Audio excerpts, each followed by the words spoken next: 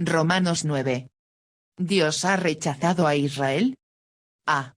El corazón de Pablo por Israel. 1. El capítulo 9 trae un pequeño cambio de enfoque al libro de Romanos. A. En Romanos capítulo 1 al 8, Pablo nos convenció sobre la necesidad del hombre y la gloriosa provisión de Dios en Jesucristo a través del Espíritu Santo. B.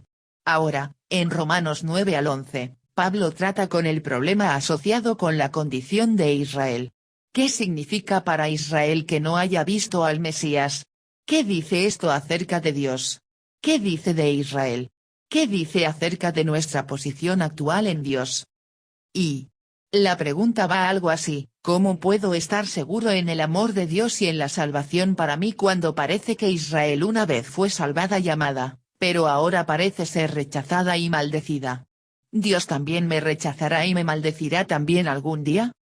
Y si Dios no puede traer a su pueblo antiguo a la salvación, ¿cómo saben los cristianos que puede salvarlos? Pablo no está procediendo aquí un tema nuevo y no relacionado. Estos 3 capítulos son parte de la manera en que él pone en claro cómo Dios, de hecho, salva a las personas. Morris. 2. 1-2, la tristeza de Pablo. Verdad digo en Cristo, no miento, y mi conciencia me da testimonio en el Espíritu Santo, que tengo gran tristeza y continuo dolor en mi corazón. A. Tengo gran tristeza y continuo dolor en mi corazón. En Romanos 8 Pablo nos dejó en la cima de la gloria, asegurándonos que nada nos puede separar del amor de Dios el cual está en Cristo Jesús, nuestro Señor.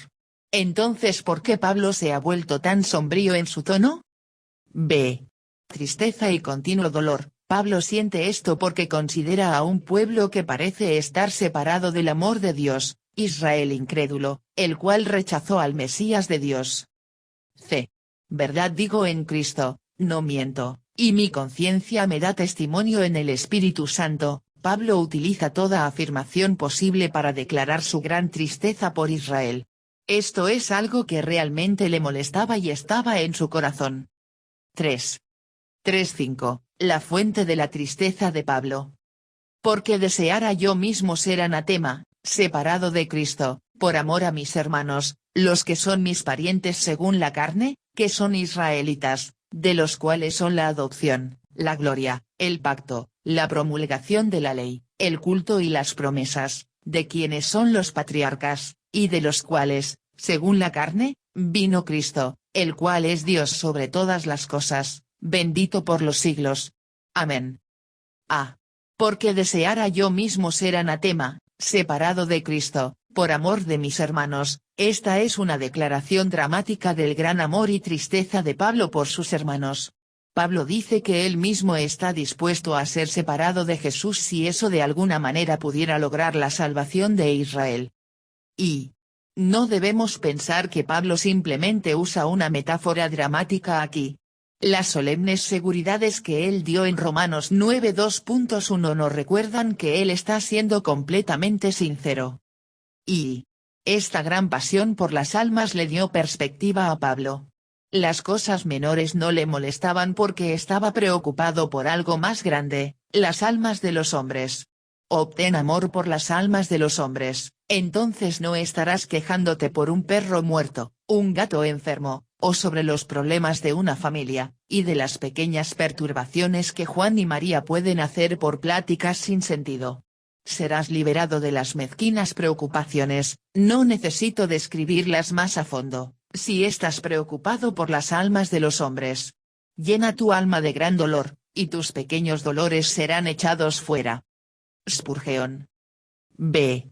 Deseara yo mismo ser anatema. Pablo refleja el mismo corazón que Moisés tenía en Éxodo 32 2.31-32, entonces volvió Moisés a Jehová, y dijo: Te ruego, pues este pueblo ha cometido un gran pecado, porque se hicieron dioses de oro, que perdones ahora su pecado, y si no, ráeme ahora de tu libro que has escrito. Y por supuesto Pablo también mostró el corazón de Jesús, quien fue hecho por nosotros maldición para que pudiéramos ser redimidos. Gálatas 3:13. Y debemos recordar que, cuando se trataba de ministerio, Los judíos fueron los peores enemigos de Pablo. Lo acosaron y lo persiguieron de pueblo en pueblo, provocando mentiras y violencia en su contra. Pero aún así él los amaba apasionadamente. Y no es fácil estimar la medida de amor en un Moisés o un Pablo.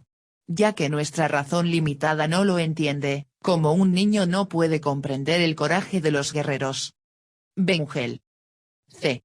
La adopción, la gloria, el pacto, la promulgación de la ley, el culto y las promesas. El dolor que Pablo siente por sus hermanos perdidos es aún más severo cuando él considera cómo Dios les ha bendecido con todos los privilegios de ser su propio pueblo especial.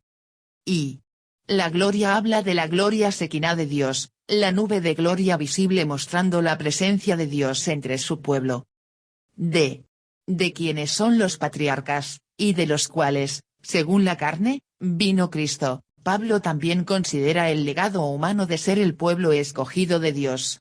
Israel no solo nos dio los grandes patriarcas del Antiguo Testamento, pero Jesús mismo vino de Israel. Todo este legado espiritual hace que la incredulidad de Israel sea aún más problemática. Cristo, el cual es Dios sobre todas las cosas, bendito por los siglos. Amén. Este es una de las declaraciones claras de Pablo que Jesús es Dios. Aquellos que prefieren una puntuación que diga lo contrario imponen sus puntos preconcebidos al texto. Casi todos los argumentos gramáticos favorecen la primera posición, que dice que Cristo es Dios, pero los eruditos más recientes aceptan la segunda, que Dios aquí se refiere al Padre, con el argumento de que Pablo en ningún otro lugar dice explícitamente que Cristo es Dios. Morris y West, citando a Robertson, esta es una declaración clara de la deidad de Cristo el cual sigue la observación de su humanidad. Esta es la manera natural y obvia de puntualizar la oración. El hacer un alto total después de carne y empezar una nueva oración para la doxología es muy abrupta y rara. B. ¿Por qué Israel está en su condición actual desde la perspectiva de Dios? Israel falló en ver al Mesías porque era de acuerdo con el plan soberano de Dios. 1. 6:9. ¿Ha fallado Dios con su plan en cuanto a Israel? No, Dios no ha fallado a sus hijos de la promesa. No que la palabra de Dios haya fallado, porque no todos los que descienden de Israel son israelitas, ni por ser descendientes de Abraham, son todos hijos, sino, en Isaac te será llamada descendencia. Esto es, no los que son hijos según la carne son los hijos de Dios, sino que los que son hijos según la promesa son contados como descendientes. Porque la palabra de la promesa es esta: por este tiempo vendré, y Sara tendrá un hijo. No que la palabra de Dios haya fallado. Pablo piensa en alguien que mira a Israel y dice, la palabra de Dios les falló. Dios no cumplió su promesa para ellos porque no vieron a su Mesías y ahora parecen maldecidos. ¿Cómo sé que Él vendrá por mí? Pablo contesta a la pregunta afirmando que no que la palabra de Dios haya fallado. B. Porque no todos los que descienden de Israel son israelitas. Un significado del nombre de Israel es gobernado por Dios. Pablo aquí dice que no todo Israel es verdaderamente gobernado por Dios. ¿Falló la palabra de Dios? No, en lugar, no todos los que descienden de Israel son gobernados por Dios. Y Pablo nos dice que nadie es verdaderamente Israel a menos que sea gobernado por Dios. Tenemos una situación paralela con la palabra cristiano. No todos que son llamados cristianos son verdaderamente seguidores de Cristo. Smith. C. Los que son hijos según la promesa son contados como descendientes. La palabra de Dios no falló, porque Dios aún alcanza a sus hijos según la promesa, los cuales pueden o no ser los mismos que los de Israel. Y Pablo demuestra que el ser solamente un descendiente de Abraham no salva a nadie. Por ejemplo, Ismael era tanto el hijo de Abraham como lo era Isaac, pero Ismael era un hijo según la carne, e Isaac era un hijo según la promesa. Por este tiempo vendré, y Sara tendrá un hijo. Uno era heredero del pacto de salvación de Dios, y el otro no lo era. Isaac representa los hijos según la promesa y Ismael representa los hijos según la carne. 2.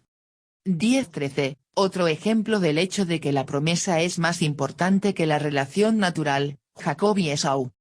Y no solo esto, sino también cuando Rebeca concibió de Isaac nuestro padre, pues no habían aún nacido, ni habían hecho aún ni bien ni mal, para que el propósito de Dios conforme a la elección permaneciese, no por las obras sino por el que llama, se le dijo, el mayor servirá al menor. Como está escrito, a Jacob amé, mas a Esaú aborrecí. A Isaac nuestro padre, la elección de Dios entre Ismael e Isaac nos parece algo lógica. Es mucho más difícil entender por qué Dios eligió a Jacob para ser el heredero del pacto de salvación de Dios en lugar de Esaú. Puede que no lo comprendamos tan fácilmente, pero la elección de Dios es igual de válida. B. No habían aún nacido, ni habían hecho aún ni bien ni mal. Pablo señala que la elección de Dios no se basó en lo que hicieron Jacob o Esaú. La elección fue hecha antes de que ellos nacieran. C. Para que el propósito de Dios conforme a la elección permaneciese, no por las obras sino por el que llama, para que no pensemos que Dios eligió a Jacob sobre Esaú porque sabía de sus obras de antemano. Pablo señala que no por las obras. En cambio, la razón para elegir se encontró en aquel que llama. D. El mayor servirá al menor. Dios anunció estas intenciones a Rebeca antes de que los niños nacieran, y repitió su veredicto mucho después de que Jacob y Esaú habían pasado de este mundo. A Jacob amé, mas a Esaú aborrecí. Y debemos considerar el amor y el odio del cual Pablo habla aquí con respecto a su propósito de elegir a uno para que se convirtiera en el heredero del pacto de Abraham. En ese sentido, la preferencia de Dios podría considerarse correctamente como una muestra de amor hacia Jacob y odio hacia Esaú.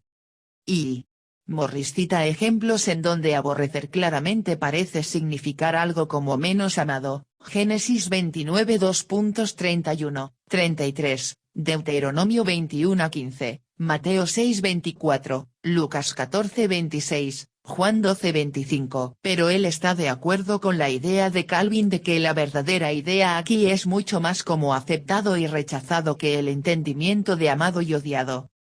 Y, en general, vemos que Esaú era un hombre bendecido, Génesis 33 2.8-16, Génesis 36. Dios aborrecía a Esaú en cuanto a la herencia del pacto, no en cuanto a las bendiciones en esta vida o la venidera. Y una mujer le dijo una vez al señor Spurgeon, no puedo entender por qué Dios dijo que aborrecía a Esaú. Eso, contestó Spurgeon, no es mi dificultad, señora. Mi problema es entender cómo Dios podría amar a Jacob. Newell. V. Nuestro mayor error al considerar las elecciones de Dios es pensar que Dios elige por razones arbitrarias, como si eligiera de una manera de Tin Marín de Don Pingüe. Quizás no haya manera de comprender las razones que Dios tiene para elegir, y son razones que Él solo conoce, pero las elecciones de Dios no son caprichosas. Él tiene un plan y una razón. 3. 14:16. ¿La elección de Dios de uno en lugar de otro hace a Dios injusto? ¿Qué, pues, diremos? ¿Que hay injusticia en Dios? En ninguna manera. Pues a Moisés dice, tendré misericordia del que yo tenga misericordia, y me compadeceré del que yo me compadezca. Así que no depende del que quiere, ni del que corre, sino de Dios que tiene misericordia. A. ¿Que hay injusticia en Dios? Pablo contesta esta pregunta enérgicamente, en ninguna manera. Dios claramente explica su derecho a dar misericordia a quien quiera en Éxodo 33 2.19. B. Tendré misericordia del que yo tenga misericordia. Recuerda lo que es la misericordia. La misericordia es no obtener lo que merecemos. Dios nunca es menos que justo con nadie, pero reserva el derecho de ser más que justo con los individuos que Él elige. Y Jesús habló de este derecho de Dios en la parábola del Señor de la Viña en Mateo 22.1-16. Y estamos en un lugar peligroso cuando consideramos la misericordia de Dios hacia nosotros como nuestro derecho. Si Dios está obligado a mostrar misericordia, entonces no es misericordia, es obligación. Nadie es injusto por no dar misericordia. C. Así que no depende del que quiere, ni del que corre, sino de Dios que tiene misericordia. La misericordia de Dios no nos es dada debido a lo que deseamos hacer, del que quiere, o por lo que realmente hacemos, del que corre, pero simplemente de su deseo de mostrar misericordia. 4. 17-18, el ejemplo de Faraón. Porque la Escritura dice a Faraón, para esto mismo te he levantado, para mostrar en ti mi poder, y para que mi nombre sea anunciado por toda la tierra. De manera que de quien quiere, tiene misericordia, y al que quiere endurecer, endurece. Para esto mismo te he levantado. Dios permitió a Faraón en los días de Moisés elevarse con poder para que Dios pudiera mostrar la fuerza de su juicio contra él, y así glorificarse a sí mismo. B. De manera que de quien quiere, tiene misericordia, y al que quiere endurecer, endurece. Algunas veces Dios se glorificará a sí mismo al mostrar misericordia, algunas veces Dios se glorificará a sí mismo a través del endurecimiento de un hombre. Y no debemos pensar que Dios persuadió a un faraón reacio y bondadoso a ser duro hacia Dios e Israel. Al endurecer el corazón de Faraón, Dios simplemente permitió que el corazón de Faraón siguiera su inclinación natural. C. Endurece. Sabemos que Faraón endureció su propio corazón, de acuerdo a Éxodo 7:13, 7:22, 8:15, 8:19, 8:32, 9:2.7 y 9:34. Pero él no se molesta en indicar que Faraón endureció su propio corazón, una evidencia de incredulidad y rebelión, porque está enfatizando la libertad de la acción de Dios en todos los casos. Harrison. 5. 19-21, ¿el derecho de Dios a elegir releva la responsabilidad del hombre? Pero me dirás, ¿por qué, pues, inculpa? Porque, ¿quién ha resistido a su voluntad? Mas antes, oh hombre, ¿quién eres tú, para que alterques con Dios? Dirá el vaso de barro al que lo formó, ¿por qué me has hecho así? ¿O no tiene potestad el alfarero sobre el barro, para hacer de la misma masa un vaso para honra y otro para deshonra? Pero me dirás, ¿por qué, pues, inculpa? Porque, ¿quién ha resistido a su voluntad? Pablo se imagina a alguien que pregunta, si todo es cuestión de elección de Dios, ¿cómo puede Dios encontrar culpa en mí? ¿Cómo puede alguien ir en contra de lo que Dios elige? B. Mas antes, oh hombre, ¿quién eres tú, para que alterques con Dios? Pablo responde mostrando lo irreverente que es esa pregunta. Si Dios dice que Él elige, y si Dios también dice que somos responsables ante Él, ¿quiénes somos nosotros para cuestionarle? C. ¿No tiene potestad el alfarero sobre el barro? ¿No tiene Dios el mismo derecho que cualquier creador tiene sobre su creación? Por lo tanto, si Dios declara que tenemos una responsabilidad eterna ante Él, entonces así es. 6. 22-24, ¿no tiene Dios el derecho de glorificarse a sí mismos como lo crea conveniente?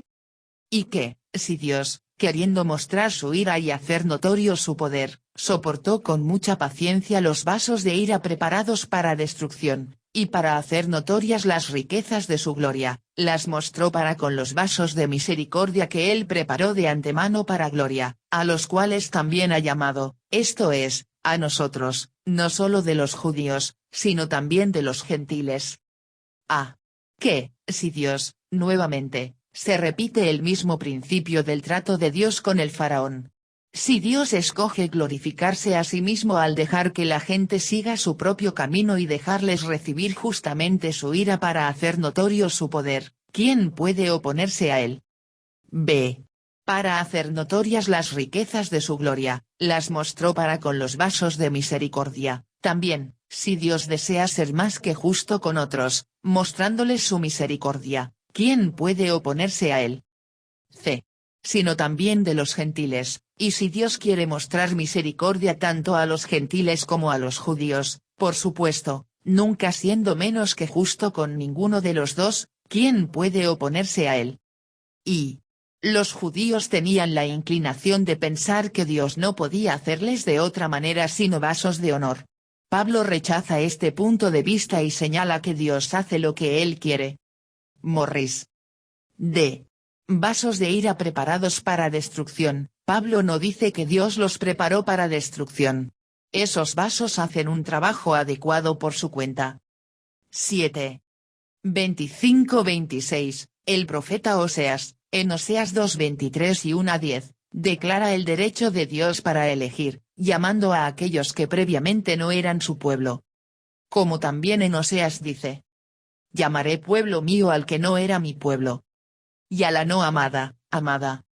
Y en el lugar donde se les dijo: vosotros no sois pueblo mío. Allí serán llamados hijos del Dios viviente. Vosotros no sois pueblo mío. Estos pasajes de Oseas 2:23 y 1:10 muestran la misericordia de Dios. Dios le dijo al profeta Oseas que nombrara a uno de sus hijos Lo-Ammi, el cual significa no sois mi pueblo. Pero Dios también prometió que este juicio no duraría para siempre. Un día Israel será restaurado y nuevamente serán llamados hijos del Dios viviente. 8. 27-29, Isaías, en Isaías 10:23 y 1:2.9, declara el derecho de Dios de elegir un remanente entre Israel para salvación.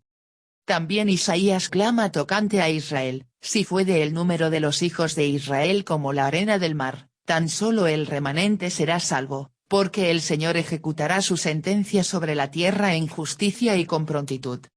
Y como antes dijo Isaías: si el Señor de los ejércitos no nos hubiera dejado descendencia, como Sodoma habríamos venido a ser, y a Gomorra seríamos semejantes. El remanente será salvo. El pasaje citado de Isaías 10:23 habla primero de la obra de Dios en salvar a un remanente de la destrucción venidera de los asirios. La aflicción del pueblo de Dios a manos de los asirios y otros los haría sentir como si en verdad fueran destruidos. Dios les asegura que este no es el caso. Él siempre preservará su remanente. Y Dios siempre ha tratado con un remanente.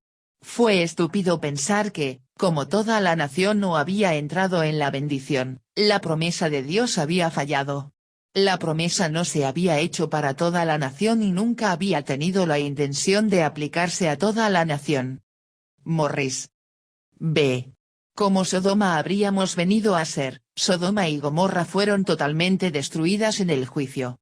Esta cita de Isaías 1:2.9 muestra que tan malo como fue el estado de Judá debido a su pecado, pudo haber sido peor. Fue únicamente por la misericordia de Dios que sobrevivieron.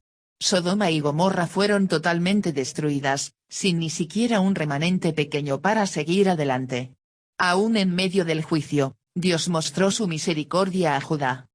Y la promesa misericordiosa es clara: pero si solo un remanente sobrevivirá, al menos un remanente sobrevivirá y constituirá la esperanza de restauración. Bruce. C. ¿Por qué Israel está en su condición actual desde la perspectiva del hombre? Israel falló en ver al Mesías porque se rehusaron a venir por fe. 1. 30-31, analizando la situación actual de Israel y los gentiles de acuerdo con una perspectiva humana. ¿Qué, pues, diremos? Que los gentiles, que no iban tras la justicia, han alcanzado la justicia, es decir, la justicia que es por fe, mas Israel, que iba tras una ley de justicia, no la alcanzó. Los gentiles, que no iban tras la justicia, han alcanzado la justicia. Según todas las apariencias, los gentiles encontraron justicia aunque no parecía que realmente la buscaran. B. Mas Israel no la alcanzó. Según todas las apariencias, Israel parecía trabajar por la justicia de Dios con todo lo que tenía, pero no la encontró. C. Alcanzado la justicia no la alcanzó. ¿Cuál fue la diferencia? ¿Por qué los gentiles improbables encontraron justicia, cuando los judíos probables no? Debido a que los gentiles iban tras la justicia que es por fe, y los judíos iban tras una ley de justicia. Los gentiles que fueron salvos vinieron a Dios por medio de la fe, recibiendo su justicia. Los judíos que parecían ser rechazados de Dios intentaron justificarse ante Él al realizar obras de acuerdo con una ley de justicia. 2. 32-33, Pablo enfatiza la razón por la cual Israel parece ser rechazado de la bondad y justicia de Dios, porque iban tras ella no por fe. ¿Por qué? Porque iban tras ella no por fe, sino como por obras de la ley, pues tropezaron en la piedra de tropiezo, como está escrito. He aquí pongo en Sión piedra de tropiezo y roca de caída. Y el que creyere en él, no será avergonzado. Porque iban tras ella no por fe. Podríamos esperar que Pablo conteste la pregunta signo de interrogación abierta ¿por qué signo de interrogación de nuevo desde la perspectiva de Dios, y simplemente dejar el asunto por la mera soberanía de Dios. Pero en lugar de ello, él señala que la responsabilidad es de Israel, porque iban tras ella no por fe. Pues tropezaron en la piedra de tropiezo.